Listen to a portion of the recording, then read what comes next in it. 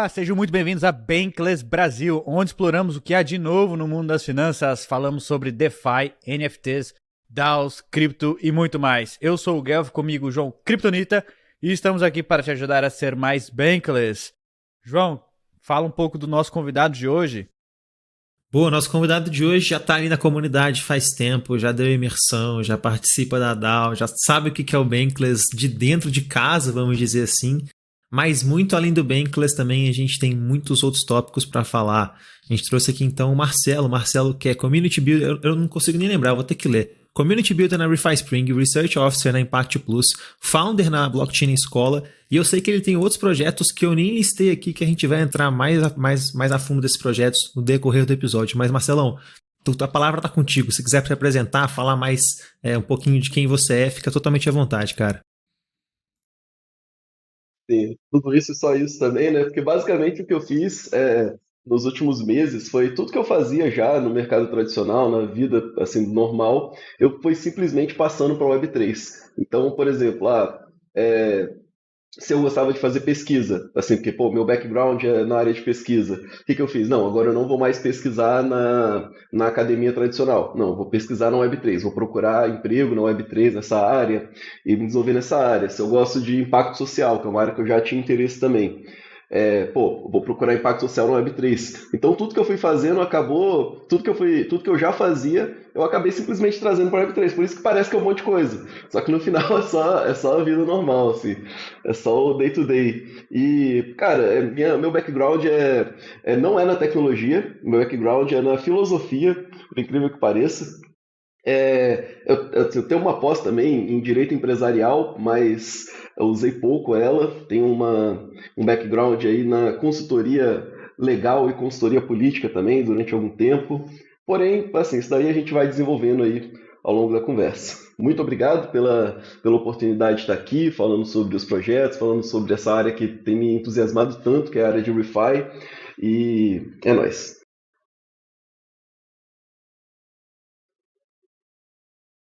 Guel, você tá no mudo, meu querido.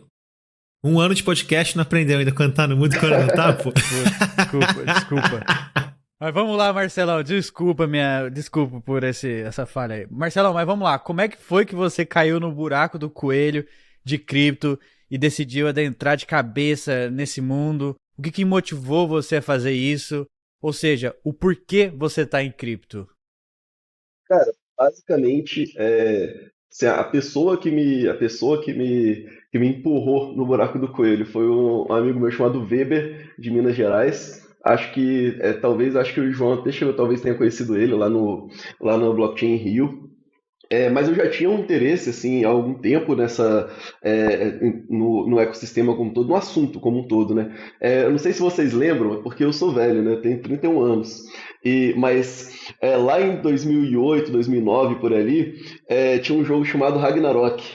Era um joguinho online. E nesse jogo tinham servidores alternativos, servidores paralelos, e aí em alguns desses servidores você cumpria algumas missões e ganhava Bitcoin, cara.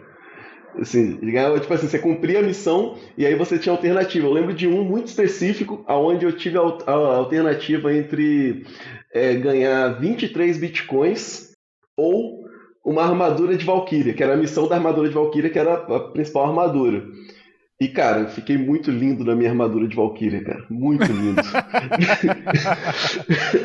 Foi tipo assim. Quanto que vale essa armadura hoje, hein, Marcelão? Rapaz, uns 23, deve estar uns 200 e poucos mil por aí. Mas, assim, Essa foi muito boa, cara. Uns 400 e poucos, mas assim. Essa foi muito Enfim, boa. eu já tinha esse interesse, eu sempre, tipo, assim, fui muito nerd. E aí o que aconteceu é que, cara, eu vim ali de uma meio que de uma desilusão com a área de impacto social no tradicional, né? Tanto na via institucional, política, como na via legal, como na via do ativismo mesmo.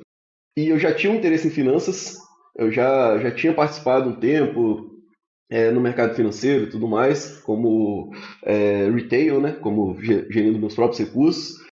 E, cara, o Weber chegou e começou a me pressionar porque é aquela coisa, tem gente que te dá dica, te fala, não, pô, chega aí, vem ver isso. E tem gente que simplesmente te coloca na beira do buraco e te dá um chutão. E aí, no meu caso, foi mais pra esse lado. Não, cara, você tem que vir, cara, você tem que vir. E aí foi quando, assim, eu comecei a ficar maluco, lendo muito artigo da Bankless, nos Estados Unidos, a Bankless Global. Comecei a ficar muito maluco. Caraca, eu fiquei lendo aquilo e fiquei, tipo assim, completamente abismado. E Ethereum na época tava assim, tava bem mais barato do que tá hoje. E aí eu comecei a ver e fazer umas análises de mercado. Eu comecei, caramba, pera aí, vamos ver isso daqui direitinho. E aí isso foi mais ou menos ali 2017 para 2018, quando começou a virar a chave para mim. Quando assim, não, isso daqui é muito bom. E aí foi mais ou menos 2018 para 2019 que eu realmente tomei a conclusão, não, eu vou seguir aqui. Eu, tipo assim, não tem nada mais para mim fora desse ecossistema. Boa, legal, legal. E agora, aproveitando que você tem essa formação mais filosófica, então, eu queria ouvir de você, assim, como é que você enxerga o universo de cripto, mas principalmente o universo blockchain, não vou dizer nem de cripto, hoje? Você enxerga como dinheiro, como uma ferramenta de impacto social, um pouco dos dois? Qual que é a sua visão hoje sobre o mercado? E, de novo, não só falando de mercado de financeiro mesmo, mercado global, Web3, vamos dizer assim. Assim, uma coisa que sempre, pelo menos na minha perspectiva, sempre faltou às iniciativas de impacto social tradicionais, assim, fora da Web3, no geral, e não só fora da Web3, mas assim, tradicionais no mundo inteiro, é a dificuldade de duas coisas. A dificuldade de coordenar recursos a nível global, e dois, a dificuldade de ter estruturas de incentivo. Porque por mais que você possa contar com a emergência que as pessoas sentem em mudar as coisas, com aquele sentimento da caridade e tudo mais, você não consegue criar mecanismos de incentivo que sejam suficientemente poderosos para transformar o ativismo, para transformar essa necessidade de mudar as coisas em algo interessante também para a garotada, tá ligado? Algo assim que seja que não atraia só pela boa intenção, mas também porque vale a pena. E aí, para mim, na minha perspectiva pessoal, eu acredito que a Web3 oferece de melhor é essas duas coisas. A oportunidade de estruturas de market making, né, de construção de mercado, que possibilitam gerar incentivo para boas ações, e aí, no caso, a Bankless inteira é resultado disso. Quando você une assim, pessoas e cria um incentivo para que as pessoas se dediquem à educação, é algo assim, pô, a gente não conseguiu fazer isso a nível de país, assim, a nível de mundo, porém na Web3 está tendo essa possibilidade. E a segunda coisa que para mim aí já vai mais para a área de ReFi é essa possibilidade de coordenar recursos globalmente. Porque quem faz mal ao mundo faz globalmente. Porém, quem faz bem ao mundo geralmente faz localmente. E aí o que a Web3 possibilita, na minha perspectiva pessoal, talvez de melhor, é essa oportunidade de globalmente criar essa rede de pessoas que querem fazer bem ao mundo.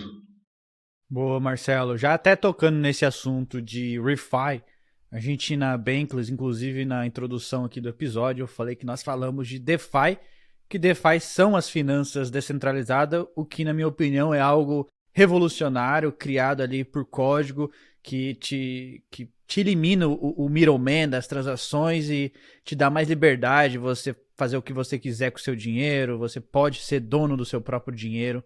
Mas essa palavra ReFi, eu queria que você me explicasse o que de fato é ReFi. Explicasse de forma simples, como se alguém que não conhece o que é ReFi. Assim, da forma mais simples possível,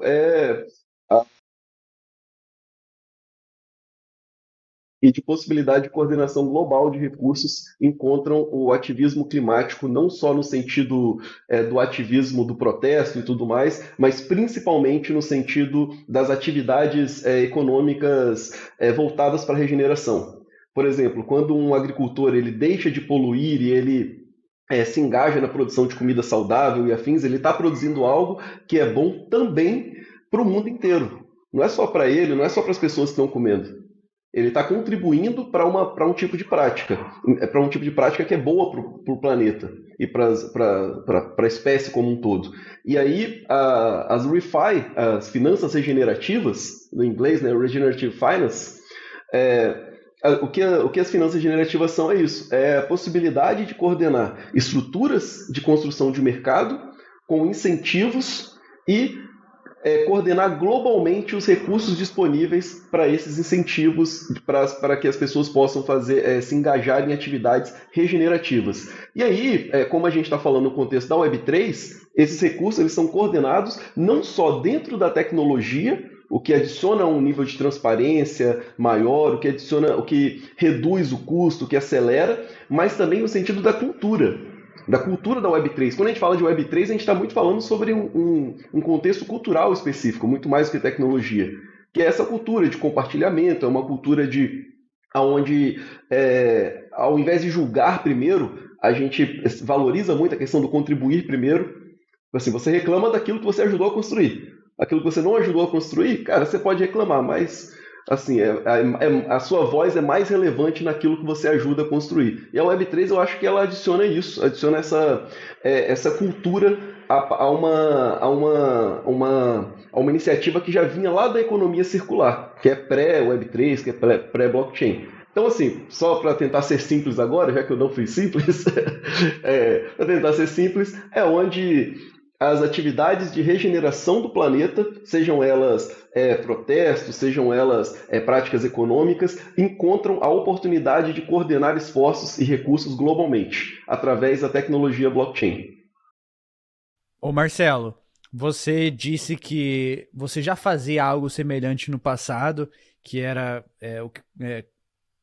programas não sei como é que me chamava antes, regenerativos.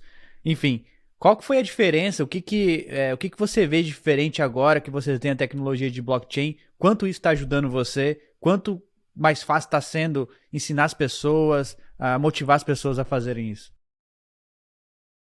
Visitasse na Web3 e tudo mais, um tipo de ativismo que eu tinha como professor era levar nem era educação financeira, só um senso financeiro para alunos, e principalmente para uma galera mais de quebrada, uma galera de periferia, que eu também sou de periferia. E a grande dificuldade sempre esbarrava na questão da enorme burocracia e na enorme desonestidade do mercado financeiro tradicional. E isso era uma coisa que batia para mim pessoalmente, que acabava também preocupando os alunos. E o que a Web3 traz é um ecossistema acolhedor.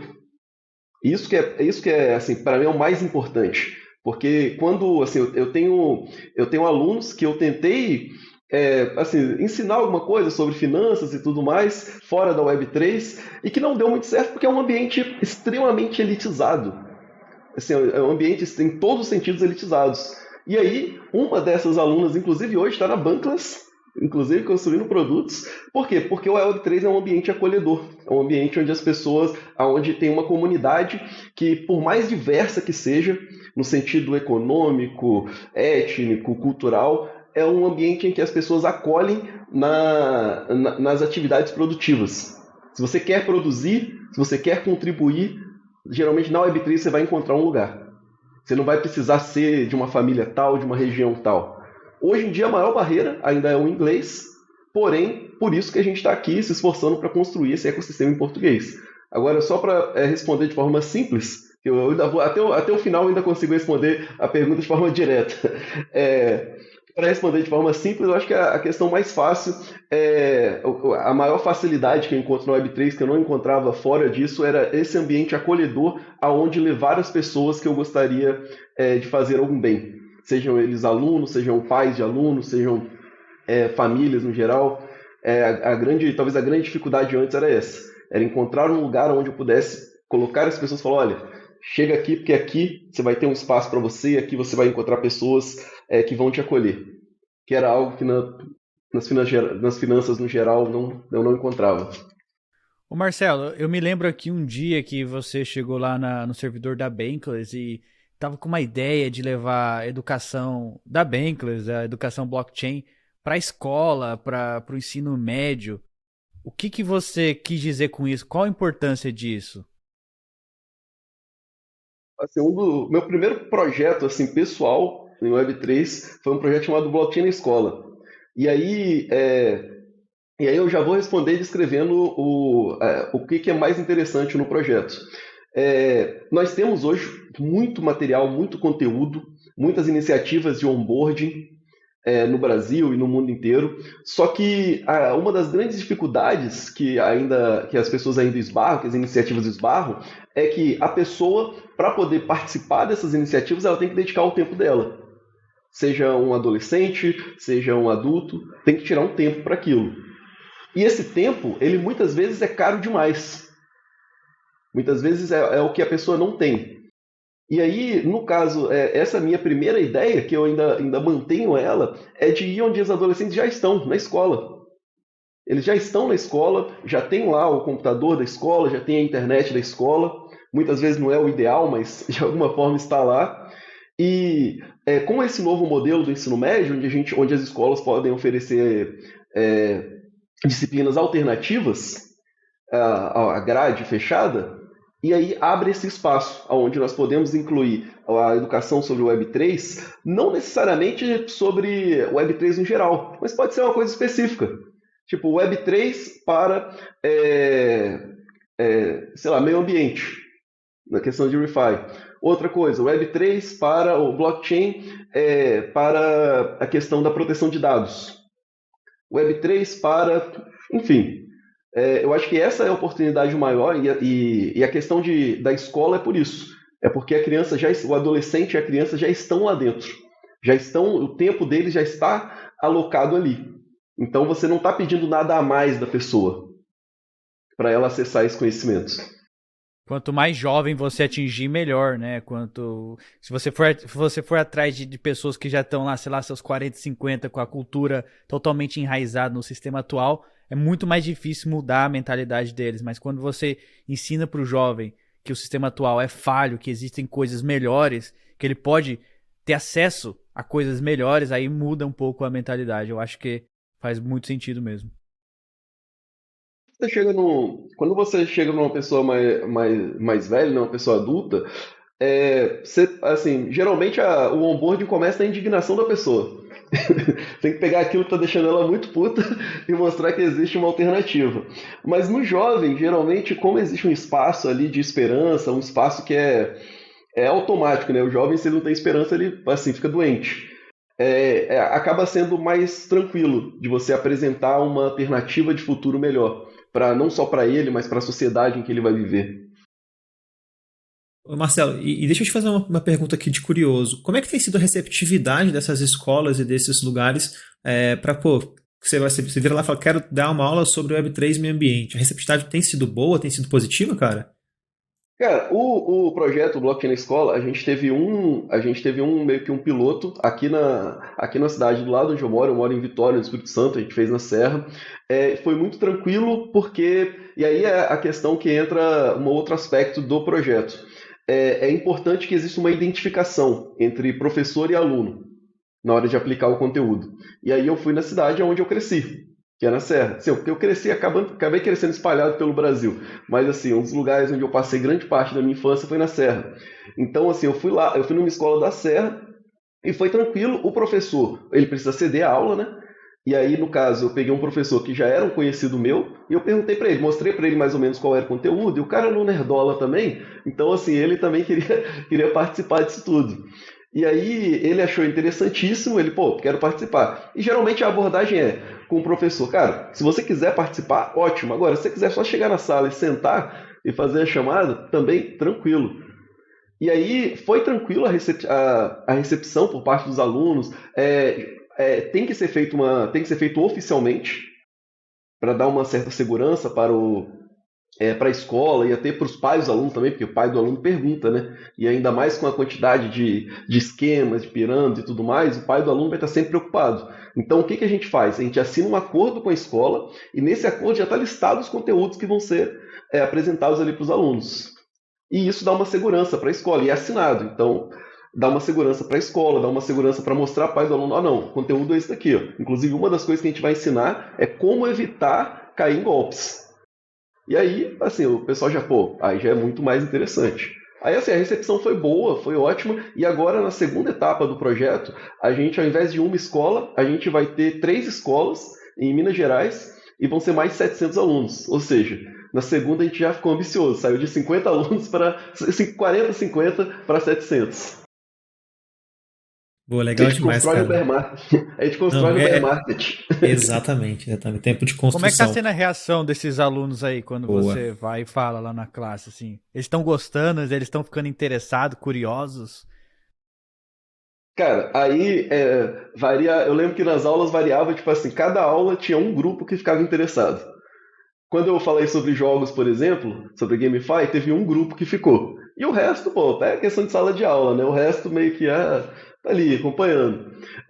Quando eu falei sobre NFT, sobre arte, sobre a oportunidade de participar do mercado e tudo mais, teve um grupo que ficou interessado. Quando eu comecei a falar sobre música, assim, música no caso colado ali com NFT, só que eu falei numa aula separada justamente para dar esse foco. Porque hoje em dia tem, assim, hoje em dia como o mercado musical é mais acessível, então tem muito jovem que já se interessa. E aí teve um grupo que ficou interessado. Então assim, cada aula tinha um grupo diferente que ficava interessado. E aí desse ecossistema todo, desse conjunto de aulas, teve ali um grupo menor de mais ou menos umas 4 ou 5 pessoas que ficaram interessadas em tudo. Que é a galera que sentava ali na frente e que estava assim, consumindo tudo. E aí a gente teve um experimento muito legal que foi, tinha uma aluna que ela vendia cones de chocolate, e aí esses cones de chocolate ela vendia, eu não lembro, não sei se era R$ 3, era um preço assim, e aí a gente fez um experimento, onde os alunos iriam fazer uns cursos que a gente disponibiliza na internet, e aí os alunos fariam o curso, e o curso, ele, no final, se você responde tudo certo, você recebe um NFT. E aí os alunos iriam apresentar o NFT para ela, e os 10 primeiros que terminassem iam ganhar um cone. Aí eu usei recursos do próprio projeto para poder comprar e paguei com cripto para ela, e aí ela disponibilizou para os alunos. Isso aí já foi uma experiência de mercado ali. E aí, assim, a experiência foi essa. Geralmente, durante o período, que durou mais ou menos uns 2 meses, cada aula tinha um grupo diferente interessado, e de todos ali teve um grupo de 4, 5 alunos que ficaram interessados em tudo. Pô, cara, genial, genial. E é legal que o cripto permite isso, né? A gente fala de um universo muito abrangente e tem muitas coisas que a gente pode fazer esse onboarding ali das pessoas e naturalmente as pessoas vão ficar interessadas por pontos diferentes, até mesmo porque as pessoas têm interesses diferentes e é normal isso. Mas, cara, muito legal de ouvir essa experiência que você narrou. Eu achei bem interessante, interessante mesmo. E deixa eu só voltar alguns pontos aqui, Marcelo, que você falou uma coisa há um tempo atrás que eu acho muito legal, né? Da parte colaborativa, né? Que a gente está cada vez mais percebendo que o Web3 é um ambiente colaborativo onde todo mundo tem que ganhar. Não é só um ganha e o outro perde, né? Que muitas vezes a gente vê isso no mercado tradicional, né? Em que um sempre tem que ser melhor do que o outro porque senão o mercado não funciona, né? E eu tô falando isso, por exemplo, para pegar um outro gancho, né? Principalmente o gancho de transparência. Você acha que a questão da transparência também tem ajudado muito quando a gente fala de refi, cara, das finanças regenerativas? E se sim, por quê? Hoje, assim, para a área de refi, essa é talvez assim, a questão mais importante, o que acaba possibilitando tudo existir. E aí, por quê? A origem do dinheiro da área de refi é principalmente o mercado de carbono, hoje. No futuro, assim, eu prevejo, pelo menos no sul global, eu prevejo muita grana vindo do mercado da tokenização, de tirar lixo, de você eliminar resíduos, só que por enquanto é o mercado de carbono. E a principal deficiência do mercado de carbono tradicional é a transparência e os custos, mas principalmente a transparência. Por quê? Hoje no mercado de carbono tradicional você tem dois tipos de mercado, você tem o voluntário e o regulado. O regulado são os países onde existem leis que já regulamentam, tem agência, enfim, tem tudo. E o voluntário é onde os próprios agentes econômicos se organizam para fazer isso. E aí o que acontece? Ocorre que, tanto no regulado quanto no voluntário, existem critérios diferentes para verificar a certificação do carbono. E isso acaba gerando créditos de carbono que são diferentes uns dos outros. E aí, assim, aí é aquele problema. Você quer negociar crédito de carbono, você quer participar desse mercado? Cara, você vai ter que ter um escritório gigante para verificar a compatibilidade dos créditos de carbono. Você vai ter que ter contatos nos governos dos países onde você quer negociar. Ou seja, não é uma coisa barata de se fazer. Não é um mercado para milionários, é um mercado para bilionários. E acaba ainda assim gerando essa grande desconfiança, que é toda a desconfiança que a gente conhece em relação ao ESG tradicional. É uma desconfiança que a gente compartilha porque sabe que no final empresas super poluidoras vão receber o rótulo de verde e o pequeno produtor lá, o Zé não sei das quantas, cortou uma árvore errada, já era, cara. Crime ambiental. O cara vai preso. Uma árvore que ele cortou ali que está errada. E a empresa que polui, que destrói tudo, não, já compensou o carbono, então é uma empresa verde. É uma empresa que de forma alguma prejudica o meio ambiente. Por isso que essa questão da... Quando a gente vai para a Web3, o que acontece? Como os critérios da certificação do carbono, eles são transparentes, e aí a gente está falando dos protocolos mais comuns, o Toucan Protocol, a Regen Network, como os critérios eles são transparentes, porque eles estão no smart contract, não tem como a pessoa mentir sobre isso.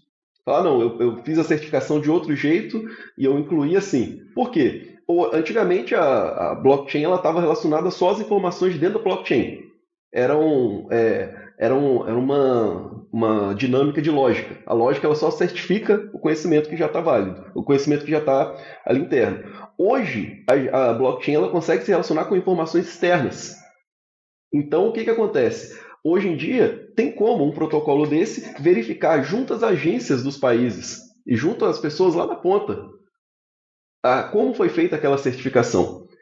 E aí, assim, por que é importante, por que a transparência é importante para a ReFi?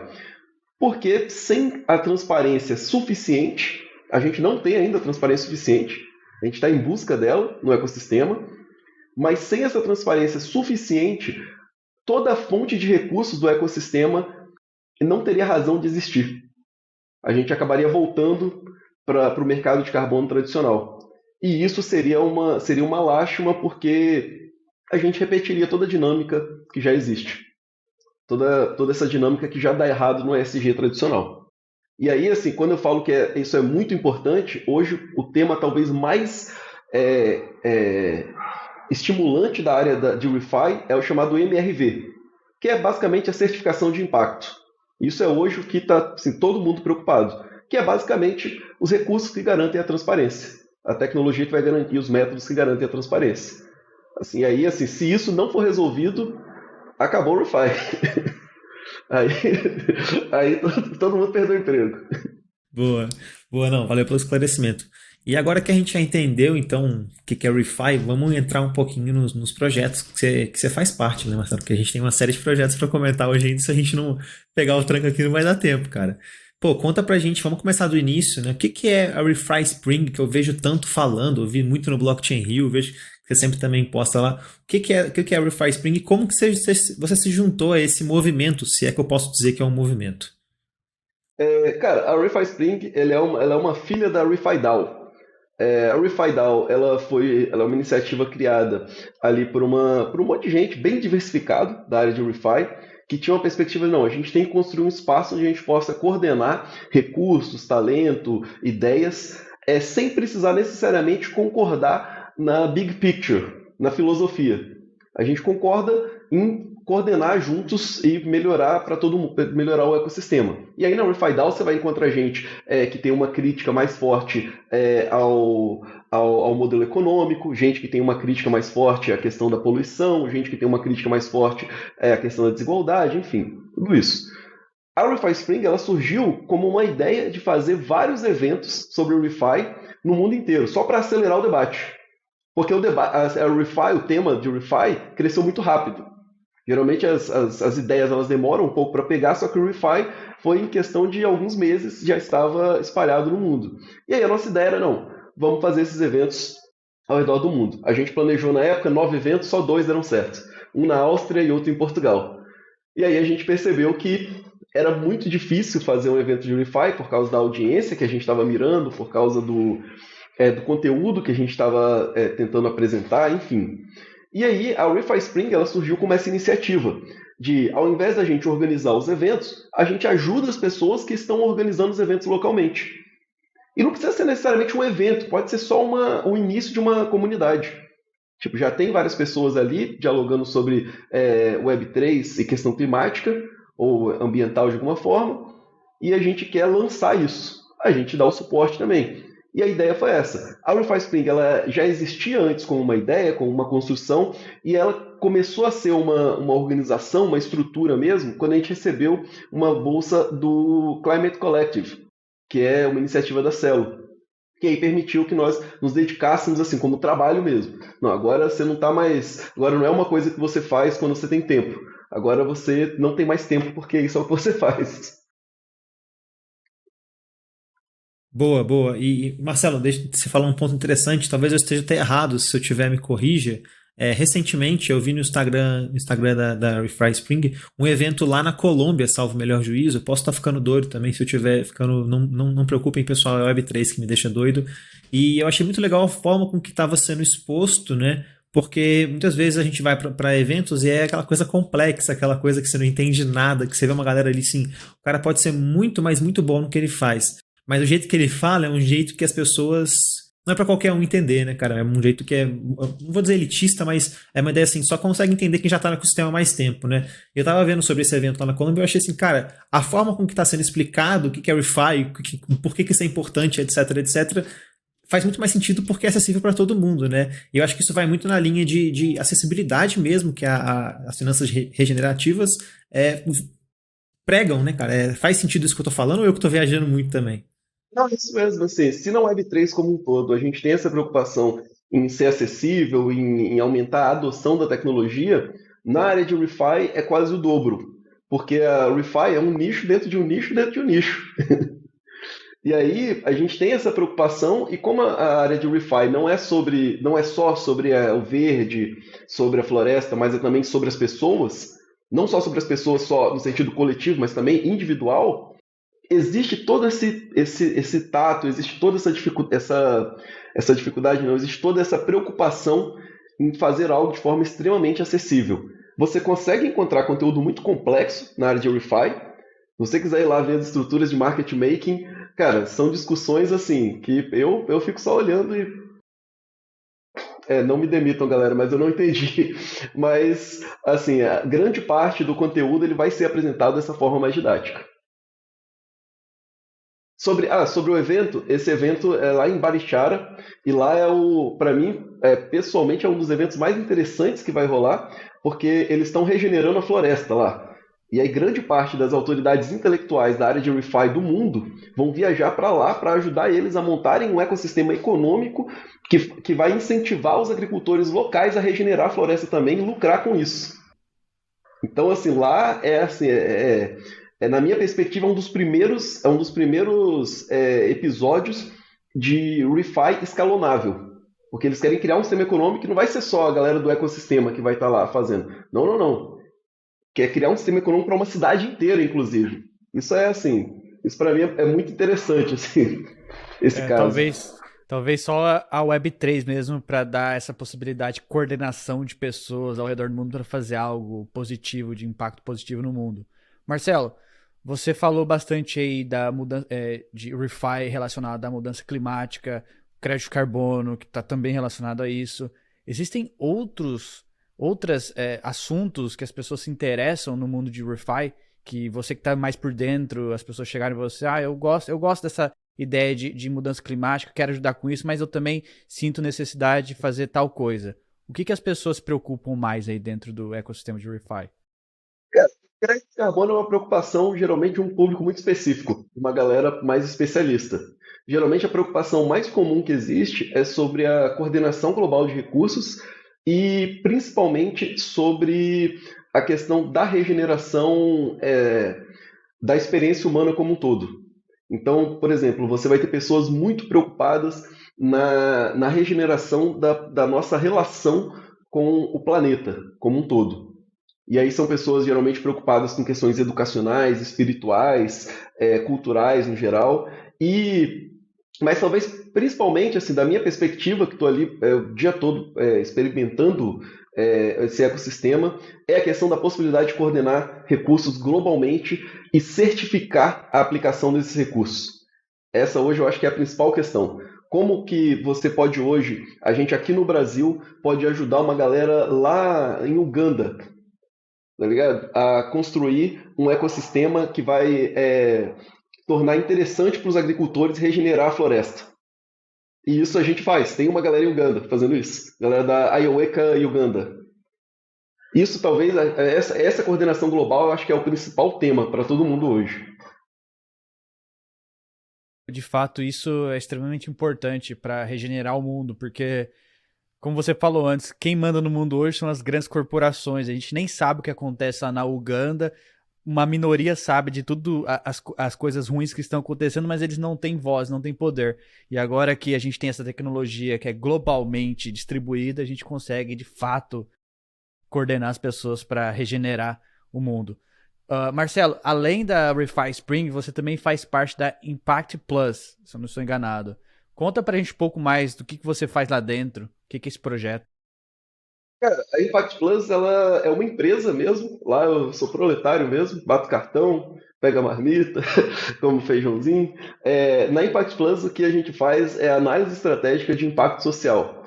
A gente tenta construir modelos de impacto social que sejam verificáveis e escalonáveis.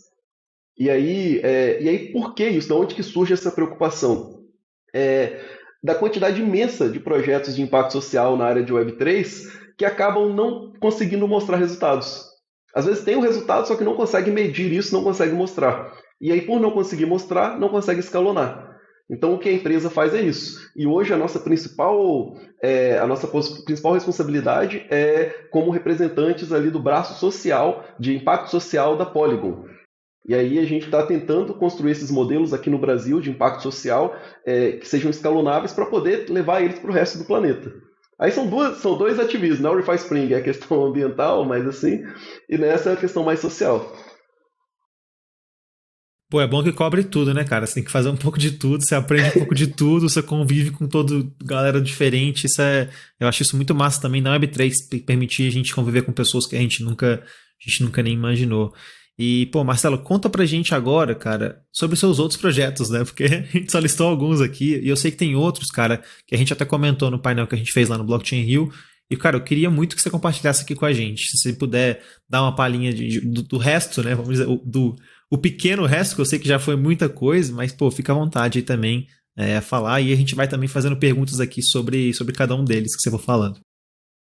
Cara, acho que assim, o maior projeto, assim, tirando esses que eu citei, que eu participo, é a Black Leaders DAO. E aí, basicamente, o que é a Black Leaders DAO? É uma iniciativa, ali a gente criou ela na Ethereum Rio, para trazer mais pessoas pretas para a Web3. E aí, na época, a gente que eu falo, é uma galera preta que estava lá na Ethereum Rio, e aí a gente acabou percebendo que, tipo assim, por mais que o ambiente inteiro seja muito acolhedor, seja muito melhor do que o Web 2, né, em questão de diversidade e tudo mais, e já tem estudos sobre isso, ainda assim existia algum tipo de obstáculo para pessoas pretas, assim, a nível global mesmo, de acessar o ecossistema. E aí a gente começou a pensar, pô, o que a gente faz? A gente vai pegar todo mundo? Como é que a gente traz mais pessoas? E aí a gente pensou, poxa, já tem muitas pessoas pretas com projetos sociais maneiros espalhados pelo mundo, principalmente para crianças em periferia e tudo mais. Isso é algo bem comum. Então a gente precisa acessar essas pessoas. Porque elas são uma das que mais precisam da tecnologia, dos recursos disponíveis, e da coordenação global de recursos e de talentos. E aí foi eu, a Daphne, a Sani, a Aline Silva. A Aline Silva, inclusive, ela é atleta olímpica brasileira medalhista. Ela trouxe ouro pra gente no wrestling. E ela tá aí, Web3 total, tem um projeto muito lindo chamado Me Empodera. E aí, assim, a nossa perspectiva na Black Leaders DAO é fazer isso. E aí a gente tem gente de peso, tem o Fausto Vaninha aí do Sul, que é um dos fundadores da 1% e contribuiu na tecnologia da MOS, enfim. E talvez esse seja o maior projeto. Tirando esse, tem um que é mais ou menos com a filha da Black Leaders DAO, que é a Black DAO, que é mais brasileira, e aí basicamente o nosso objetivo é produzir segurança para projetos de impacto social no Brasil para certificação utilizando a blockchain. E aí esses projetos geralmente eles têm uma dificuldade em medir o impacto que eles causam, e aí o que a gente vai fazer para os projetos é isso. é oferecer essa certificação. E aí no projeto tem eu, que já trabalho com essa área de certificação e tudo mais, tem o Weber, que é especialista em conflitos humanitários, tem a Michela Galvão, que organiza, se não me engano, a Marcha LGBT lá de Minas Gerais, e uma militante tradicional e também é representante da BNB aqui no Brasil. Então, assim, a gente juntou essa galera para tentar construir esses modelos. E aí, tirando esse também, tem o Blockchain na Escola, onde eu sou fundador, mas hoje, assim, eu não estou mais tão na frente, porque senão eu ia morrer com a quantidade de coisas. Então, assim, o Blockchain na Escola, eu montei um modelo, o conceito, e hoje quem está à frente é o Weber. Como, assim, ele é um dos cofundadores, está lá hoje tocando como coordenador. Marcelo, e deixa eu te perguntar uma coisa, aproveitando que a gente está falando de todos esses projetos. Na sua opinião, isso tudo que você está fazendo hoje só é possível porque é Web3, cara? Por que eu tô te perguntando isso? Porque eu sinto muito do que, assim, a gente faz coisas diferentes, a gente tá ali, a gente tem nossas interseções, mas são coisas diferentes, mas eu sinto muito de tudo que eu tô vivendo hoje, só consigo estar vivendo por causa da Web3. Por exemplo, o Guelph, conheceu o Guelph, cara. O Guelph mora em outro país, eu nunca conheci o Guelph, há 1 ano eu trabalho com o Guelph, eu converso com ele quase todos os dias, e a gente tem uma relação de confiança, que é uma relação até meio estranha de explicar para as pessoas de fora desse ecossistema, né? E eu acredito que você sinta muito isso também, principalmente porque você está trabalhando com pessoas do mundo inteiro, com diferentes projetos, e todos têm assim, o mesmo objetivo final, vamos dizer assim, que é um objetivo que eu acredito que você leva para a sua vida, né, cara? Então você também sente que, graças ao Web3, que a gente pode viver isso tudo que a gente está vivendo hoje, cara? Cara, assim, só dá pra responder de forma muito simples, cara. Eu nunca vi pessoalmente nenhuma das pessoas da ReFi Spring. Ninguém. Assim, eu tô aqui no Brasil, o Hiruat, que é o Program Lead, tá na Itália, a Roxana, que é a nossa lead no marketing local, tá em Barcelona, e a Caitlin, que é marketing global, tá em Berlim. Ou seja, assim, é o tipo de coordenação que, não, mas, pô, poderia ser feito isso via, tipo assim, já que a gente se organiza no Discord, no Telegram, poderia ser feito isso? Cara, talvez pudesse, só que a cultura da Web3, e aí eu volto a pontuar essa questão, essa cultura de contribuição, de coparticipação e de criar junto as coisas, acaba fazendo com que nós cheguemos até as coisas com o coração aberto. Às vezes dá ruim, mas, assim, até hoje, na minha experiência, assim, 99% deu bom. E aí eu acho que é só por causa da Web3 mesmo. Além da Web3, eu gostaria de pontuar a questão de DAOs, que é uma forma da gente se organizar em prol de um objetivo em comum. Seja, as pessoas podem achar que DAO é empresa, que seja, mas normalmente é um conglomerado de pessoas ali que se unem para fazer algo positivo. No caso da Bankless, a gente usa Bankless, o nome Bankless, para levar educação para as massas. É um public goods, é algo bom para o mundo. A gente quer ensinar, fazer o onboard de novas pessoas, mostrar a cultura dentro desse ecossistema. E essa questão de DAO está surgindo em todos os lugares, e você é um cara que participa de várias DAOs. Eu queria saber, assim, você gosta dessa ideia, o porquê, o que você vê de diferente que você não tinha antes? Cara, assim, eu acho que a ideia de DAO ela é muito boa no ambiente para a questão da coordenação, né, de recursos, talentos e tudo mais. Só que existe sempre são duas perguntas que a galera lá em Impact Plus faz muito, que é para que blockchain no seu projeto, na sua empresa? Sim, o que só a blockchain traz para a sua empresa ou para o seu projeto? E dois, por que uma DAO? Será que você precisa de uma DAO? Será que a DAO é a forma ideal para todas as iniciativas? E aí entra a questão, cara, para mim não é a forma ideal. Porém, se você quiser criar algo de forma colaborativa, global, e aí, como você bem pontuou, Guelph, pode ser uma empresa, cara. Você pode querer criar uma empresa muito maneira, a nível global, juntando seus parceiros que jogam Dota com você, tipo assim, vocês querem criar uma empresa de consultoria em Dota, a nível global.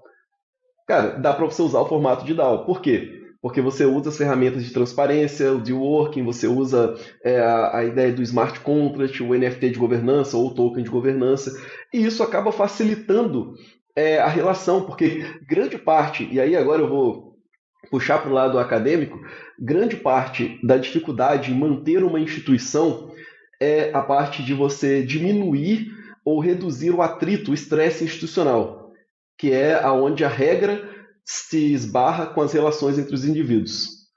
Eu gosto de você, não sei o que lá, eu não gosto de você, então aplica a regra diferente.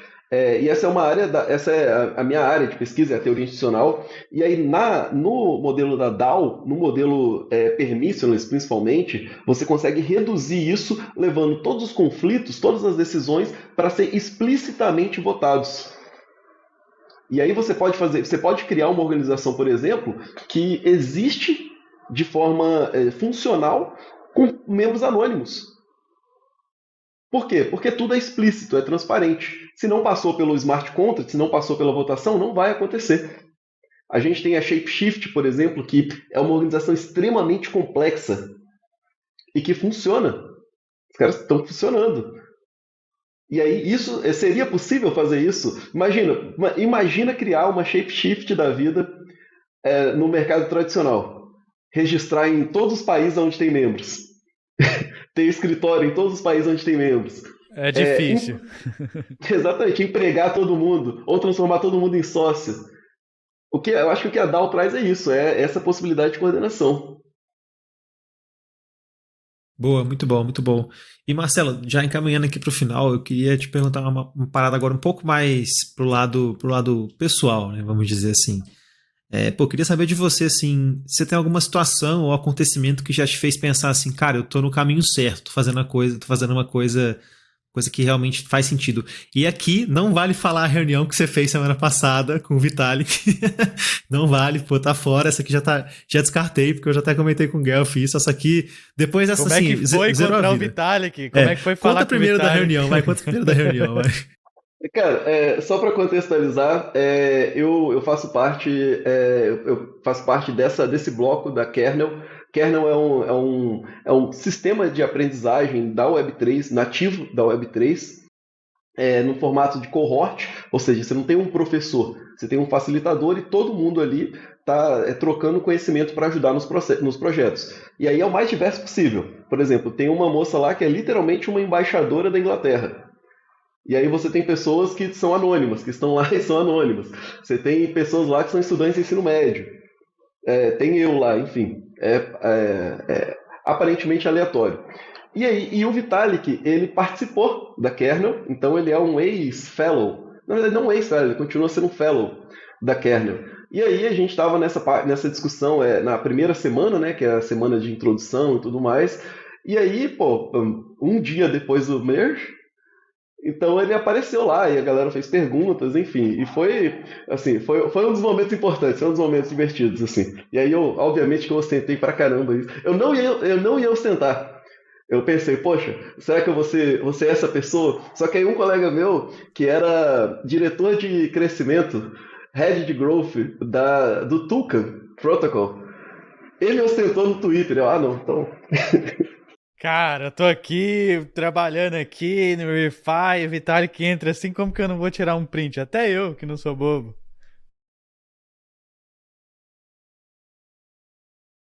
Não, só ia falar, eu comentei com o pessoal, falei assim, cara, meu sonho é estar assim, no meio de uma reunião, Vitalik entra lá, eu falei assim, eu não sabia reagir, cara, eu ia perder a fala, assim, falar, meu irmão, eu tô falando com uma pessoa aqui muito, muito superior, assim, e depois do merge ainda, eu acho que o pessoal tava naquela empolgação ainda, então, cara, deve ter sido muito massa, cara. O Skylar, você chegou a trocar ideia com ele? Então, o Skylar, cara, eu não tive tempo de trocar ideia com ele, eu cheguei pra ele e eu falei, cara, então, eu teria muitas coisas pra gente conversar, só que eu só queria tirar uma foto mesmo, que não vai dar tempo. Aí eu fui lá e tirei uma foto com ele, lá na Ethereum São Paulo. Mas assim, cara, só pra falar de um momento, assim, que me fez perceber, foi quando eu vi, assim, 4 pessoas que eu puxei pra Web3 já, assim, se posicionando. 2 delas na Bankless, e tipo assim, já entraram, eu fiquei enchendo o saco das 2 pessoas para entrar no cripto delas, para não, vai lá. Ah, não, mas eu não sei de nada, então lá é seu lugar. Duas foram por lá, uma outra já tá fazendo, ela era dev da Microsoft, pediu demissão depois de 1 mês de primeiro contato com Web3 e tudo mais, pediu demissão e agora tá com aquela bolsa, vai iniciar aquele curso da Consensus. que ela conseguiu a bolsa e está iniciando, já está em vários projetos brasileiros. E terceiro, um colega meu daqui de Vila Velha, aqui, cidade do lado, aqui, de Quebrada também, igual eu, e é fotógrafo que, cara, de repente, simplesmente a obra dele estava sendo exposta lá em Miami. Assim, uns NFTs que ele fez, umas fotos que ele tirou lá no Rio. Cara. Que Tipo massa. assim, o moleque, ele mostrou pra mãe dele, ele falou que ele não sabe se ele fez bem ou mal mostrando pra mãe dele, porque ela começou a chorar sem parar.